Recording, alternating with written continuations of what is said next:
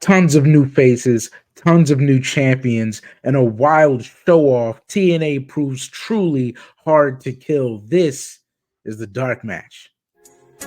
People have been asking me to be the best in the world. Why, Eddie? Why? I'm better than you. My eyes are red. I was in the back smoking a joint with their dad. You know it.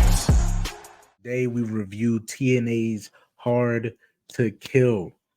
They've been building to this. They've been building to this for months now. You know, TNA's is coming back.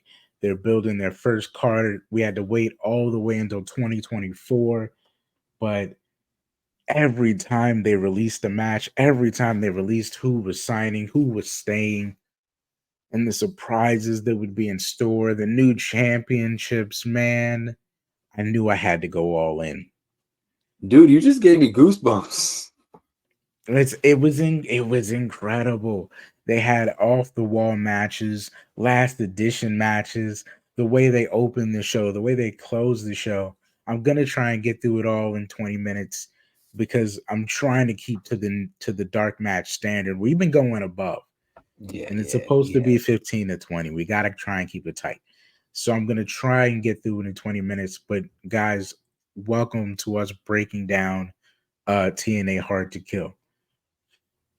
So I split this list into high spots and some botches.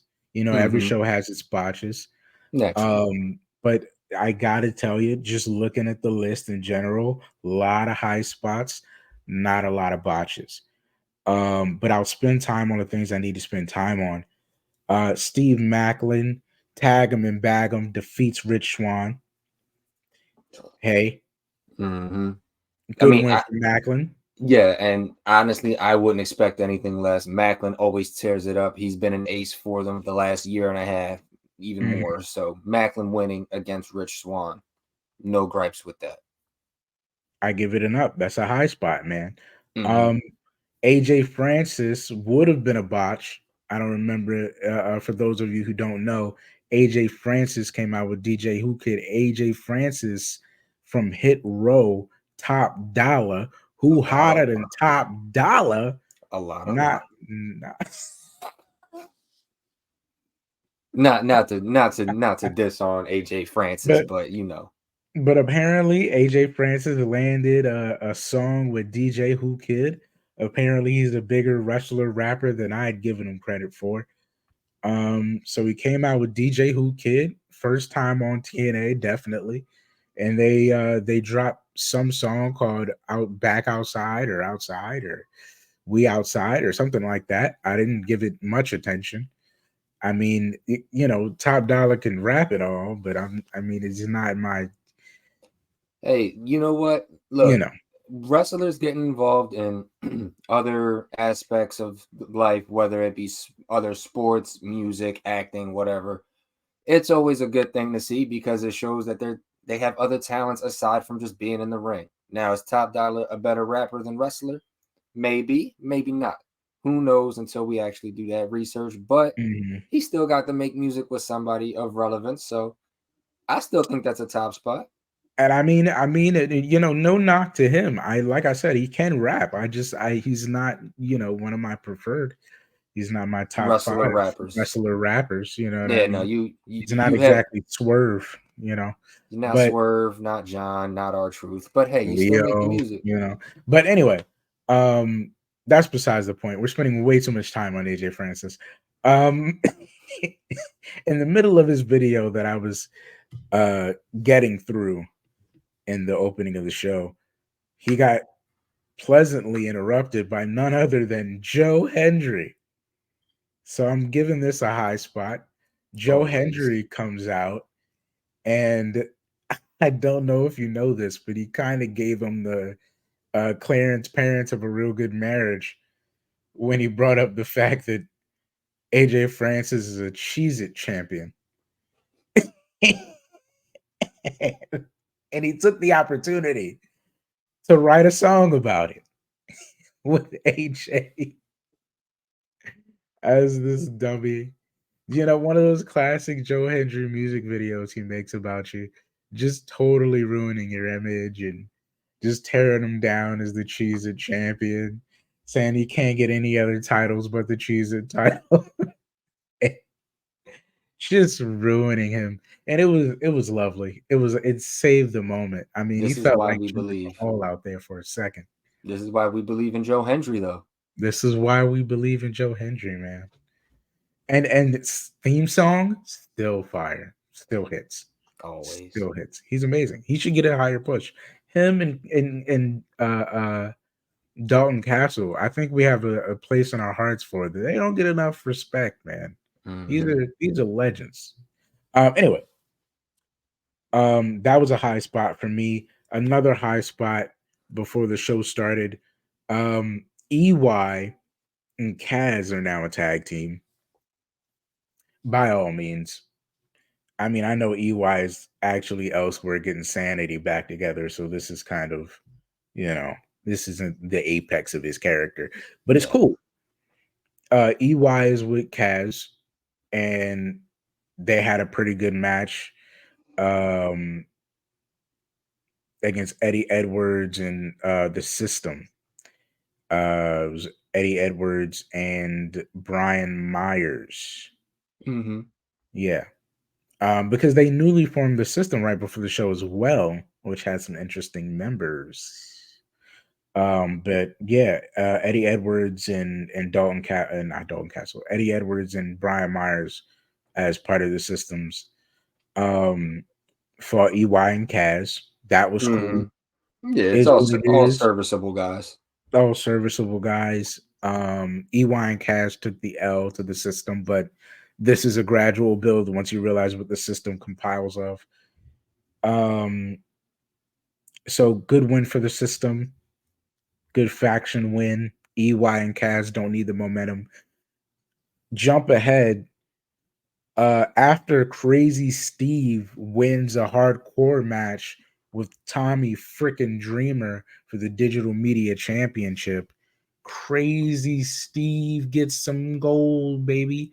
That's what I'm talking about.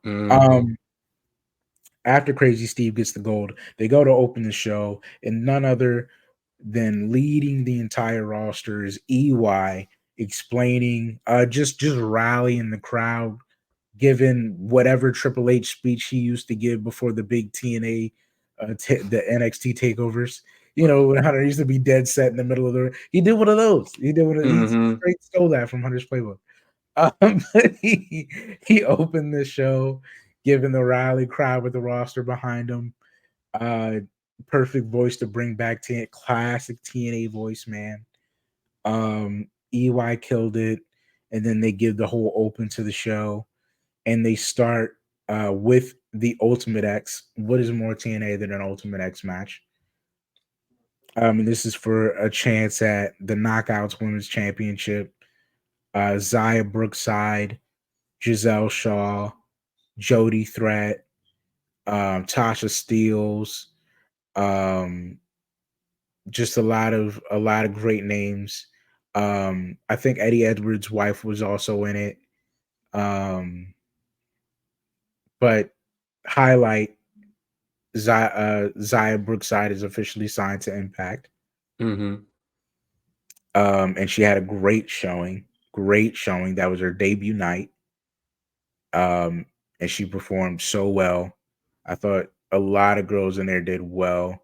One of the girls named Danny was amazing, bro. Like just the raw power. She looked like Jody Threat if Jody Threat was younger and green. It was just dope. It was an amazing match.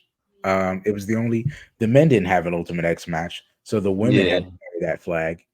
And though my first botch would be the fact that Giselle Shaw won instead of who I was in favor of, which was Jody Threat. That's my only botch on that. But great performance. Everybody did a wonderful job.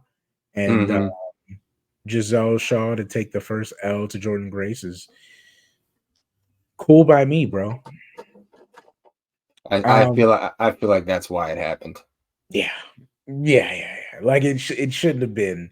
Like in retrospect, it should not have been Jody Threat if you were just gonna get fed to the new champ. But yeah. But we'll get into that later.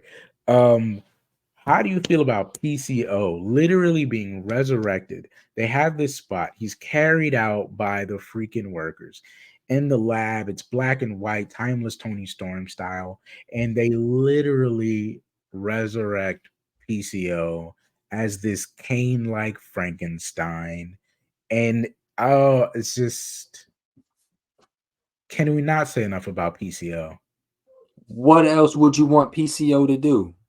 PCO needs PCO things, and PCO does these things amazingly. The man is limitless, he's ageless, he is timeless. We need more PCO. PCO like is Kane now, like, but he's like better than Kane. Like Kane is not doing the shit that PCO is doing. No, Kane not at has all. never done some of the shit I've seen PCO do. I mean, and it's never. Maybe he does the same stuff every match, but it never. You can never see him do it and believe it. Like it's so crazy. It's like the guy really is Frankenstein. It's like Keith Lee meets Sabu. Yeah, but it's like if but it's like you just don't look at him and expect him to be able to move like that. Like Yeah, he doesn't make any sense. It's like if Mick Foley was doing Keith Lee moves. It's yes. like this should not be possible. I watched him do this dive out of the ring and I almost had a heart attack. I thought he killed himself. But and then he just got back up, and I was like, "Oh, he just does that still. That's still like normal for him. Like, Yeah. honestly, this guy moves better than Chris Jericho at points. It's crazy. It's absolutely nuts." PCO did a wonderful job. He beats Dirty Dango, who put on a wonderful performance as well. Santino was there. They ended up turning it into a tag match, but we don't have time to get into that. We had to shine a little bit on PCO. I'm gonna also shine a little bit on the X division. The X division 3-way was great. It was Kushida, it was Chris Sabin, it was Heel del Vikingo right after they had made the huge announcement that they're now partnering with AAA and Yeah. just trying to incorporate more lucha libre, Which is I a thought good was, thing. which is amazing thing, man. Amazing thing. Let's open up more of these connections, man. But I won't spend too much time on it only because if you really want the tea, go watch the match. These are three men that are doing unbelievable things all the time, and it just doesn't do us any justice to talk about it. Go watch the match. It was amazing. I mean, listen to the names. Pretty much. Kushida, Chris Sabin, Heel del Vikingo. If you watch any AEW, you know how amazing that guy is. This was incredible. This was incredible. Another botch of the night. Yo, they wasted the freaking the walking weapon spot of the night. They wasted Josh Alexander, bro. And listen, okay, great package, great promo package because they tried. I will tell you, they tried. But for me, bro, and like I've listened to other podcasts and heard them disagree, and me just be like, I have no idea what you're talking about. But Hammerstone fought Josh Alexander at TNA because Josh Alexander was taken aback that Hammerstone wasn't asking for matches. He was having an open challenge. So you award that kind of behavior. Whatever, Josh. I guess this was served in a sort of let me show this kid some respect sort of way. Whatever, bro. He did the job for him. Like Josh went over, but he put the kid over all night. I've been watching Hammerstone for 3 years. He's never been super special to me. It's never clicked to me. I don't mean to be this guy, but that was the best Alex Hammerstone match I've ever seen him have in the 3 years that I've watched him. Mhm. And I promise you, I'm not trying to be a dick when I tell you I know that's because he was in there with Josh Alexander.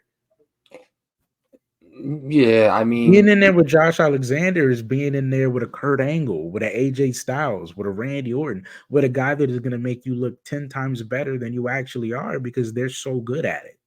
yeah, Like, I can get it. I mean, I've never been huge on Hammerstone either. I think it's just the look or the character maybe, but I can see what you mean when you say that. It's not too far fetched. and I mean, he didn't have a bad match. He had a great match, but it's one of those things where like, yeah, but like, do that with Steve Macklin. Do that with somebody that's not quite the caliber of, you know what I'm saying? Like, he did a great job to put you over. If you could sign because of this, I guess we have to. I guess I'll give you another shot. But like, Mhm. because I'll never leave a guy where he is. Like, if you show up one day and you're impressive, I'm going to acknowledge that. But uh, it just, what does it do? What does it do for anybody but him? Like, not that I'm rooting against him, but like, this isn't you. Like, this you that I'm seeing right now, this isn't like you. Like, Mhm. this isn't like your raw wrestling ability. Yeah. You know what I mean? And I still want to see that from Hammerstone before I can be like a true fan of him. You know, Mhm. I still got to see something where like I can tell he just got better. Yeah. Anyway, moving on. ABC had an amazing Fatal 4-Way tag team title match. It was ABC. It was the Rascals. It was Speedball Mike Bailey and last minute replacement because Trent Seven got hurt. Um, and I'm trying to remember the other tag team in there. Forgive me, but the four of these tag teams just went out and absolutely killed it. But ABC retained, Mhm. as I kind of figured that they would. This was another one of those Chris Sabin things where this was kind of a given. Like, this was just to promote amazing athletes in one match. Yeah, I think so. Anytime you have three or more teams in a match, more likely than not, the team that's the champion is more leaning towards retaining. Mhm. My last botch that I have written down, Ash by Elegance appeared with some manager. Ash Who by who Elegance who is Ash by Elegance, if you don't mind? Ash by Elegance is Dana Brooke, Oh, formerly known. We don't have a lot of time to spend on this. Ash by Elegance was there, and that was it also, happened. you know, It was a thing. Decay showed up. Decay came back to to defeat. Hear this: the longest reigning TNA Knockouts Tag Team Champions, MK Ultra, again, first ballot pick, Masha Slamovich. Stay tuned. I'm going to be releasing Wrestler of the Pod Wednesdays on TikTok and Instagram to start acknowledging all these people on this list so that you people can know how many times we picked a good one. Okay? Because this is history making. Decay had to come back. It's like Kane and Undertaker of the tag division came back to stop this momentous reign. They had to break out the wolves, son. Hey, I don't mind me. I don't mind Decay in the slightest. You see my happy dance. I'm over here loving Decay. Listen. My girls Oh, did their thing. My little demonic little. Go ahead with your bad selves. which brings me to a point that if you follow us on TikTok, you will have already heard me make. But all three of the current Decay members are champions. So today's Wednesday as we're recording this, or is it Thursday? Is it Today's Thursday? Thursday. Oh shoot. Okay, so in a couple hours, I would hope that eventually at some point during the show, they will mention Decay dripping in gold, son. But I'm gonna hurry up and wrap this up in the next 5 because we're past 20. Um, After this, the two big main events, bro. Jordan Grace beats Trinity. Stop there. How do you feel? Something's in the works here. I don't know if Trinity was just here for a short time and not a long time, or if this is going to lead to a bigger feud. I'm leaning towards here for a short time, not a long time, but hey, we'll see what happens. Because clips come out, bro. She's waving goodbye to people. Bailey and Sasha were clearly hanging out, or Bailey and Mercedes, whatever. They're clearly hanging out. They're taking pictures with Cat Williams. You know, they're seen in the back on a, you know, there for Trinity and the Captain America, you know, capping shades or whatever. And come on, bro. Is it time? Is she coming home, bro? Just let me know, bro.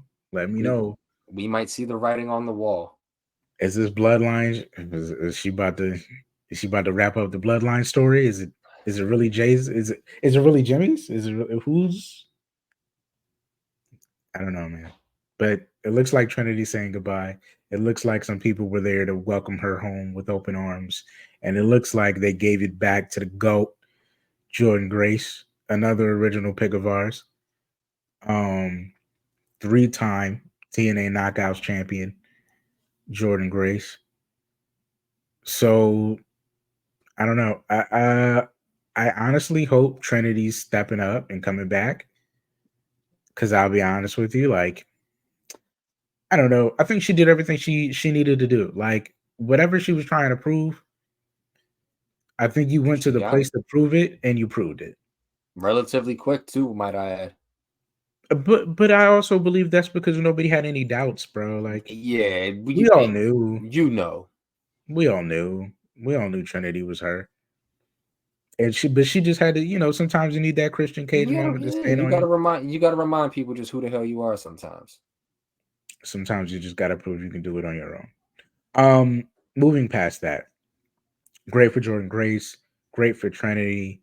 Whatever that means for Ash by Elegance, I don't know. But the main event of the night was Big Moose, not the little one. Okay, going up against the third longest reigning Impact World Champion, the third longest on his first shot, bro. Alex Shelley falls to Moose. Moose takes the keys. Brilliant promo package. Brilliant last minute kind of story that they kind of built in the last 2 weeks of Moose saying, you know, before this long reign that you had, like, you iconic. I give you that. But before you was iconic and before you got us here, I was doing the work to change I was that catalyst. I was Iron Man. I shifted the culture. For this to even go this way. We was about to get gobbled up by AEW. You was nowhere. I brought back the TNA chip. I need those keys. Like, it's time to give it up, Pops. No, but that was really the energy he was carrying. So I give it to Moose because they had an amazing match, and Shelley proved why he is one of the best wrestlers on the face of the planet. But it is time to give up those keys, baby boy. So Moose retains. I mean, Moose becomes TNA World Champion, and before the show goes off, the system, who Moose is a part of, comes down to the ring to congratulate him. Nic freaking Nemeth pops up on screen. Give me 60 more seconds. We'll close it out at 26. Nic Nemeth's Titantron pops up on the screen. The wanted man, Nic Nemeth, is the gimmick we're going with. Anyway, I don't care what gimmick it is. Nic Nemeth shows up, okay, face to face with Moose. No cheap shots. Moose throws the cheap shot, gets ducked, super kick to the face. Before the system can come down to the ring, Nic Nemeth is in the crowd, rowdy, getting everybody pumped, rips off the shirt to expose the bright red and yellow NX TNA logo, and screw AEW. Okay, forget All Elite. Nic Nemeth is total nonstop action, baby, and I love it. I thought this was the best place for him to go, and even I had to take a step back when he went to New Japan, but I'm glad he's here. He's TNA. Yes. Yes. Nic So Nemeth. give me your thoughts on that, and we'll wrap up. I'm gonna wrap it for us right now in the best way I know how. Nic Nemeth, total nonstop action. We're here for it, and we ready. People have been asking me to be the best in the world. Why, Eddie, why?